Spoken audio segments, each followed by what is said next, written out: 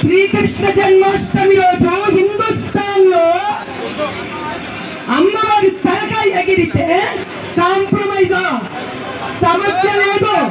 ఆమరణ నిరాకరణ దీక్షల భర్త గాని ఎఫ్ఐఆర్ కి బుక్ చేస్తారా? శ్రీరామనవమి రోజు ఒక బాణం వదిలితే ఎఫ్ఐఆర్. మరి దీనికి ఏం చేయాలా? ఏం చేయాలా దీనికి? ఇక్కడికి ఎంఐఎం ఎంపీ ఎంఐఎం ఎమ్మెల్యే సంఘానికి గుర్తకు రావాలి. ఇక్కడ క్షమాపణ చెప్పుకోవాలి. చాలా అమ్మవారి ముందు పెట్టాలి. ఇంకొకసారి ఇంకొక దేవాలయం ముట్టుకోమని మనకి వాగ్దానం చెయ్యాలి.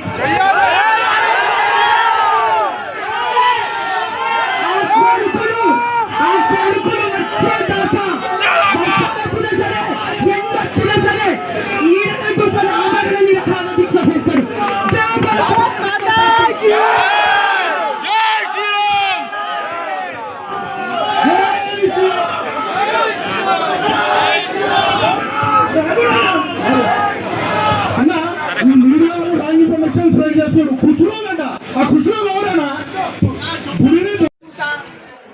పట్టుకున్నాము గుడి కట్టిస్తా నేను చాలా ఈనేసినాం మనం ఇక ఎవరిని ఒక్క నిమిషం చెంగి చెల్లలో ఇక్కడనే గొడవ జరిగింది. పట్టుకున్నాం మనం ఎవరిని పట్టుకొని చివరికి చెంగి చెల్లలో హిందూ ఆడపిల్లల్ని ఎస్టీ ఆడపిల్లల్ని తీసుకెళ్లి బొక్కలు వేసి తన్నుడు దాన్ని తోమిడు పడదు. మన శ్రీరామనవమికి బాణం గాల్లో వేస్తే మస్జిద్ అవుతుందంట. ఇది మొదలయ్యి జరగకుంటే రేపు ఈ పరిణామాలు చాలా పెద్ద కావున దయచేసి మనమందరం సమన్వయం హిందువులము ఎవరి పైన మనము ఎప్పుడు కూడా మనం ఎప్పుడు దాడి మొదలుపెట్టే మన పైకి మాత్రం వచ్చే మనం ఊరుకోవడం జరగదనే విషయాన్ని అందరూ కంటబద్ధంగా మనం తెలియజేస్తాం. భారత్ మాతాకి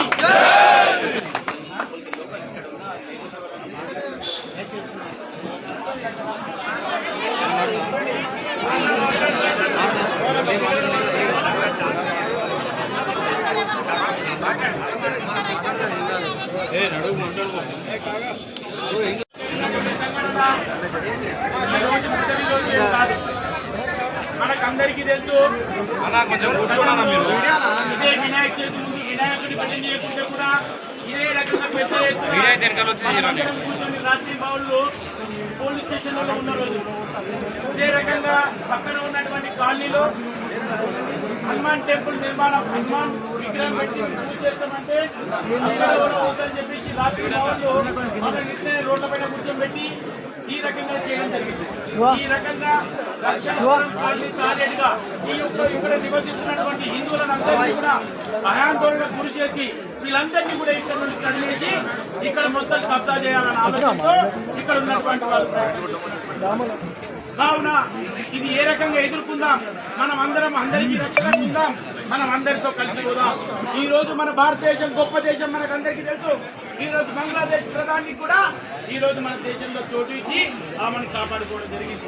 ఈ రోజు దేశంలో మనకందరికీ తెలుసు మన యొక్క హిందూ దేవాలయ పైన ఇటువంటి దాడులు జరుగుతున్నాయంటే చాలా పెద్ద మనం ఆలోచన చేయాల్సిన విషయం. నిన్న ఒకటే రోజు భారతదేశం మొత్తంలో 16 దేవాలయాల పైన దాడి జరిగింది. ఇది ఎక్కడ జరుగుతుంది, ఎట్లా జరుగుతుంది, ఈ దాడులు ఎట్లా జరుగుతున్నాయి, ఎందుకు జరుగుతున్నాయి, అందరూ ఆలోచన చేయాలా. ఇప్పుడు ఇక్కడ పంచుకోకపోతే హిందువులందరూ కూడా ఏకతాటిగా బయలుదేరి తగిన గుణపాఠం అది తొందరలో గుణపాఠం తెలియజేస్తారని చెప్పి తెలియజేసి ఈ యొక్క నిరసన ఉద్దేశించి ఈ యొక్క రూపరాజన మాట్లాడుతుంటే మనం